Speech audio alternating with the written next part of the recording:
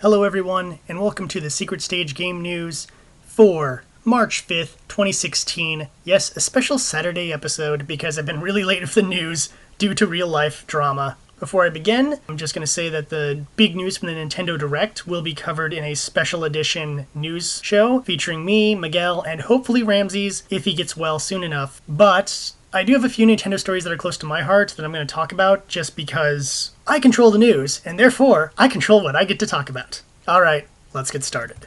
On the Nintendo side of things, earlier we talked about Aura Striker Gunvolt 2 getting a DS release. Well, they've given it the vague summer date. But in the meantime, they have a reduced price on Aura Striker Gunvolt 1 until June 1st, which makes me believe that that summer date is probably shortly after June 1st. If you've never played this game, it plays a lot like Mega Man, but it has a very interesting gimmick, and it is really cool. For those who played Part 1 and want to know a little bit more about Part 2, the most recent trailer reveals that Copen will be a playable character and has a unique fighting style, just like how Gunvolt has his own unique fighting style. I don't know if the game is going to be two different routes, or if it's going to be switching between the characters or anything like that, just that Copen will be playable and it looks awesome. For our RPG fans out there, Bravely Second is getting a special demo for the 3DS. It'll contain its own story, and bonuses won in that story will transfer over to the main game. As for the actual release of Bravely Second, it will be April 15th. So check out that demo when you get the chance, and you can dump it right into your main game shortly thereafter. The Shin Megami Tensei Fire Emblem crossover game has finally gotten its own English title, Tokyo Mirage Session Sharp FE. Or as I like to call it, #FE.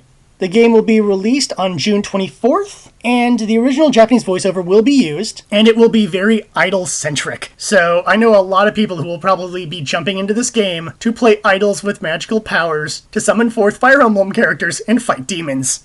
The Japanese Universal theme park is getting its own Nintendo Land, and they're putting a huge amount of money into this project. The park's expansion will be 40 billion yen, which is about $351 million. Their plan is to make it equal to or greater than the Harry Potter world. It'll be interesting to see how the Japanese Universal theme park handles Nintendo Land, and it'll be even more interesting to see if that comes to the US parks or any of the other parks around the world. We have news from some of the other consoles as well. First off, the next major PS4 update will offer PC Mac Remote Play. No extra information has been given at this time, and it won't be in the beta version of the update, but there are a bunch of other tweaks that they are making. This is just the one that really caught my eye. However, the Xbox One is also getting a major update very soon. The 360 games will now appear in the marketplace, but more importantly, they will have their achievements available and achievement tracking for both Xbox One and Xbox 360 games. That's pretty cool, actually, and gives you a huge reason to pick up some classic 360 games you never had the chance if you're one of those achievement chasers. Finally, Deep Silver is releasing Dead Island Definitive Collection for Xbox One and PlayStation 4. It will have both of the games, plus their updates and some expansion stuff. In addition to that, it will have the brand new Retro Revenge game, which is a throwback 16-bit brawler. The set will run for about $40 and come out on May 31st. Finally, we have our news that doesn't fit in any kind of major category. Rocket League Championship Series has been announced. It is the official competitive league for Rocket League. Matches will begin in March via Twitch, and if you want to know more, I have a link in our show notes so you can check out how to enter this and when the matches will be played. The Chameleon, the ColecoVision retro console that had been revealed late last year, has its Kickstarter delayed. They say this is due to making the system even better, but there is a lot of controversy around the development of the system and the tech inside of it. It was discovered that technology from other consoles was used in the production of the machine, and it doesn't have any of its own original components at this time. This is of course denied and has led to a lot of back and forth. If this kind of controversy is happening before the Kickstarter, I get this feeling that this poor retro console is probably not going to survive too long.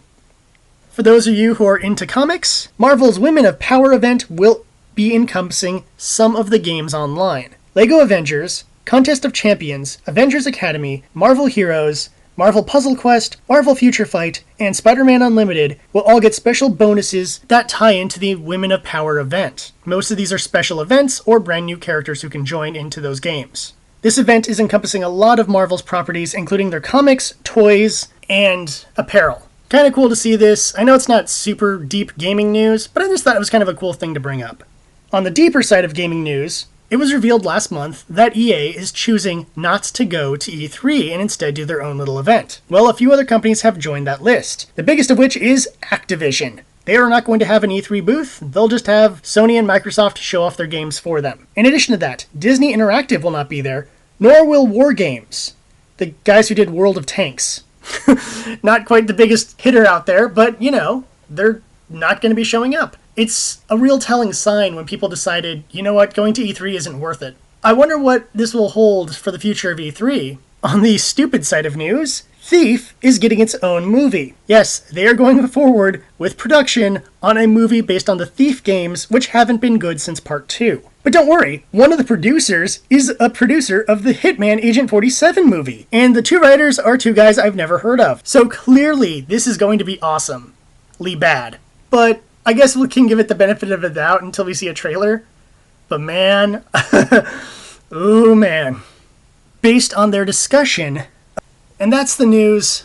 Glad we ended on a funny note, rather than a depressing note. As always, like, share, and subscribe, because that's how we know you love our news and love our other videos. As always, you can follow us on Twitter at Jared the Greek and at SR_Secret Stage. We are always on Twitch and Hitbox doing crazy stuff, plus you can see some of our old shenanigans, including Secret Stage Plays, which is our review series, covering The Witch and the 100 Knight. Miguel and I talk on quite a bit in the beginning, and at the last 10 minutes we pop in to give our final thoughts. It's totally worth watching. That game is pretty cool, and you should check it out. As always, links are in the description notes, including the link to that video, and links to our Twitch and Hitbox homepages. And until next time, my name's Jared, and that's the way the news goes!